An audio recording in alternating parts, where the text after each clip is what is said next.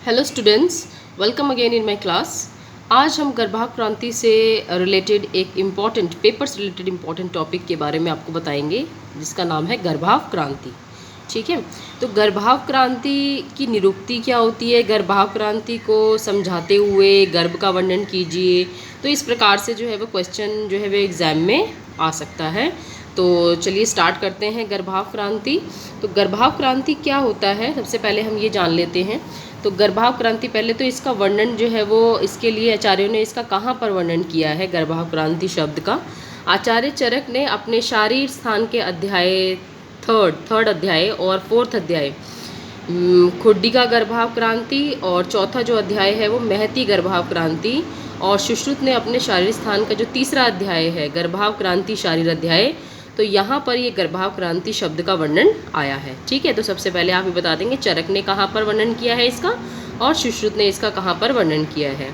तो अब क्या होती है गर्भाव क्रांति। एक्चुअली गर्भाव क्रांति लिखा है ना, एक गूढ़ शब्द है जिसका विस्तृत अर्थ लेने पर कंप्लीट एम्ब्रियोलॉजी इसके अंतर्गत आती है। एक्चुअली मॉडर्न में अगर देखें तो ये पूरी जो एम्ब्रियोलॉजी हम पढ़ते हैं ना मॉडर्न में, वो सब अपने आयुर्वेद में गर्भाव क्रांति के रूप में दी गई है।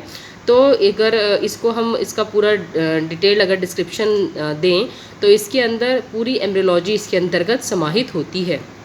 ठीक है, क्योंकि गर्भाव क्रांति का मतलब होता है, अगर इसको ब्रॉड टर्म्स में लेंगे तो गर्भाधान से लेकर गर्भ के विकास और शिशु के जन्म तक की संपूर्ण प्रक्रिया है। और एम्ब्रियोलॉजी में भी हम यही करते हैं ना, कैसे जो है वो फर्टिलाइजेशन होता है, कैसे जो है वो विकास डेवलपमेंट होता है फीटस का। ठीक है, और किस तरह से उसका सब यही पढ़ते हैं ना हम उसके अंदर। तो विस्तृत अर्थ में यह गर्भाधान से लेकर गर्भ के विकास और शिशु के जन्म तक की संपूर्ण प्रक्रिया है। तो आप दूसरे पॉइंट में ये लिख सकते हो। ठीक है, तीसरा पॉइंट जो है वो क्या है, गर्भाव क्रांति दो शब्दों से मिलकर बना है, गर्भ जमा अवक्रांति। गर्भाव क्रांति दो शब्दों से मिलकर बना है, गर्भ जमा अवक्रांति। तो गर्भ का अर्थ क्या होता है आपको पता ही है, शुक्र और शोणित का संयोग। मतलब मॉडर्न में भी अगर हम देखें तो स्पर्म और ओवम मिलकर क्या बनाते हैं, फर्टिलाइज्ड ओवम। तो गर्भ का अर्थ क्या होता है, शुक्र एवं शोणित का संयोग। और जो दूसरा वर्ड है अवक्रांति, अवक्रांति का अर्थ होता है परिवृद्धि। तो अगर हम टोटल मतलब इसका मीनिंग लें, गर्भाव क्रांति का अर्थ क्या हो गया, यानी कि शुक्र और शोणित का संयोग होकर गर्भ बना, और क्रांति का अर्थ होता है परिवृद्धि। तो गर्भाव क्रांति का अर्थ होता है गर्भ की परिवृद्धि। मीन्स मॉडर्न में देखें तो process of fertilisation and development of foetus is called as गर्भाव क्रांति। और मॉडर्न में इसी की स्टडी को, ये जो प्रोसेस ऑफ फर्टिलाइजेशन और फीटस का जो डेवलपमेंट है, इसकी स्टडी को हम एम्ब्रियोलॉजी बोलते हैं। तो जब हमने इसको गर्भाव क्रांति शब्द को तोड़ के इसके अर्थ को निकाला तो उससे हमारा क्या मतलब निकला, गर्भ की परिवृद्धि। जिसे मॉडर्न में अगर हम देखें तो इसका मतलब यही हुआ ना, the process of fertilisation and the development of foetus. और इसी को ही हम मॉडर्न में क्या बोलते हैं, एम्ब्रियोलॉजी।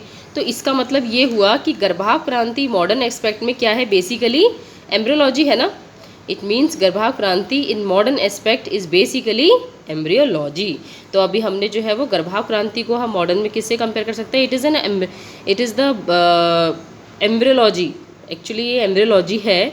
और उसके बाद हम जो है वो इसके और थोड़े से डिटेल जाएंगे। इसमें आचार्य चरक ने अपने शारीर अध्याय तीसरा जो अध्याय है, मतलब जो खुड्डी का गर्भाव क्रांति अध्याय है, वहीं पर ही इन्होंने अवक्रांति शब्द, ये गर्भाव क्रांति वर्ड का यूज़ किया है।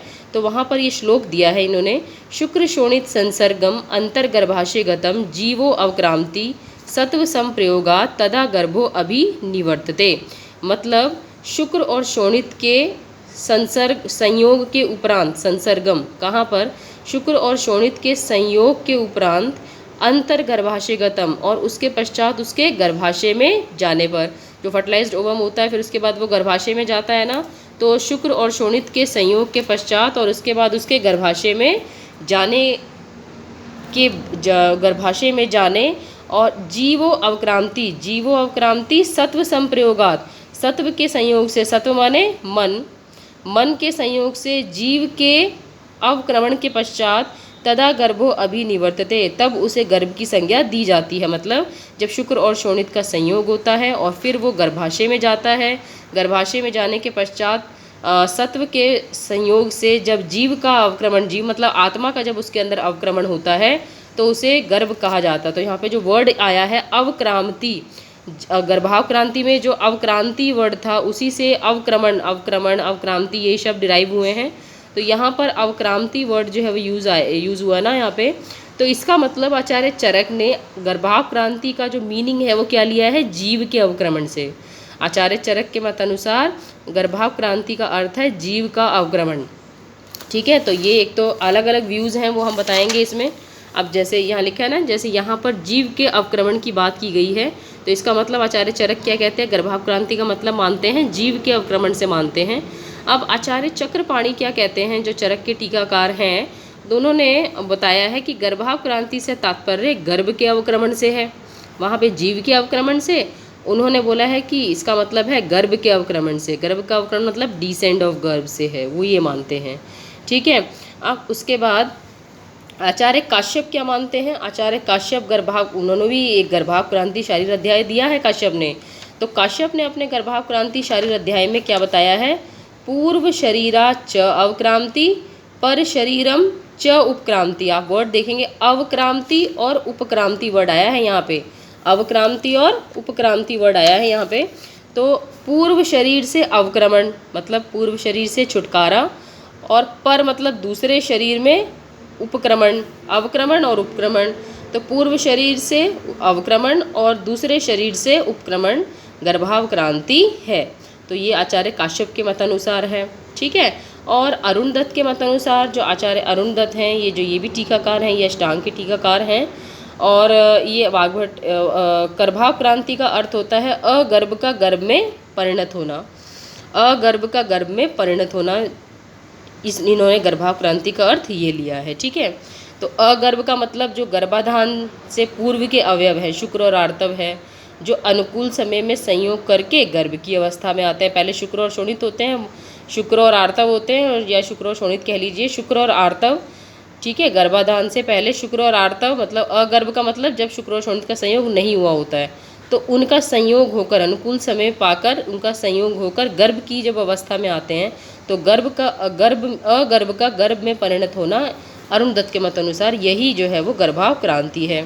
ठीक है, इंदु के अनुसार, ठीक है, इंदु के अनुसार क्या है कि प्राप्ति स्वरूप लाभ, प्राप्ति स्वरूप लाभ मतलब गर्भ का विशिष्ट स्वरूप में आना, गर्भ का विशिष्ट स्वरूप में आना है, जो कि एक नियमित बुद्धि और विकास से होता है। प्राप्ति स्वरूप एक नियमित एक विशिष्ट स्वरूप में आना जो है वो गर्भ का, उसे हम गर्भावक्रांति कहते हैं। ये आचार्य ये जो है वो इंदु के मतानुसार है।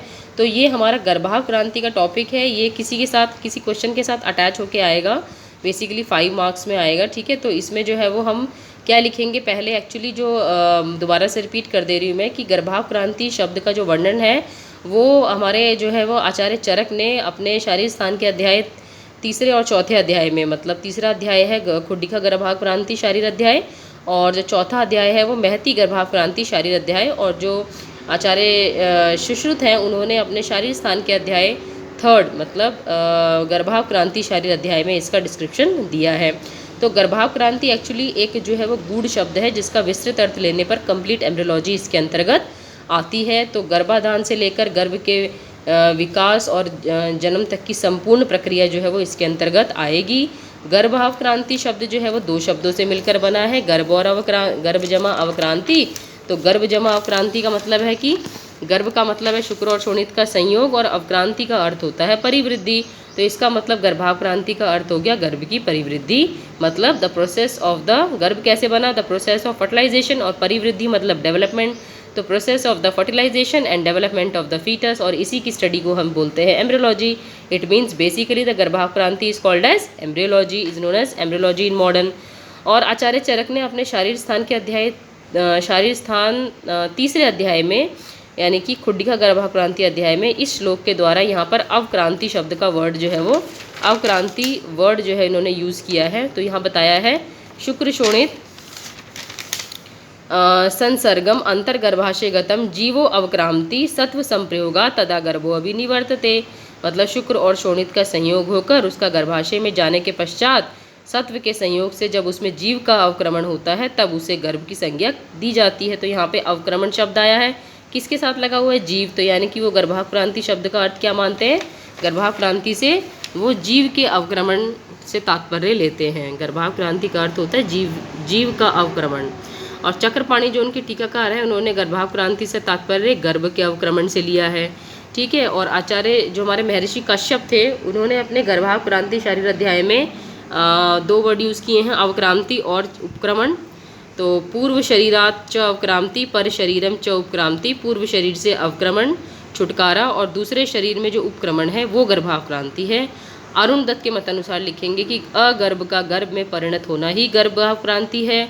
और इंदु के मतानुसार लिखेंगे प्राप्ति स्वरूप लाभः, गर्भ का विशिष्ट स्वरूप में आना ही गर्भाव क्रांति है, जो कि एक नियमित बुद्धि और विकास से होता है। तो आप गर्भाव क्रांति का तो टॉपिक है कि गर्भाव क्रांति क्या है, उसकी निरुक्ति क्या है, उसके अर्थ को समझाएं। तो इस तरह से जो है वो इस क्वेश्चन अगर आता है तो गर्भाव क्रांति में आप ये सब लिखेंगे इसके अंदर। अब इसके बाद एक नया इंपॉर्टेंट टॉपिक जो है, ये पेपर के अकॉर्डिंग इंपॉर्टेंट टॉपिक्स बता रही हूँ मैं, तो और किसी नए इंपॉर्टेंट पेपर रिलेटेड टॉपिक के साथ फिर से हम आपको मिलेंगे। तब तक के लिए ऑल द बेस्ट।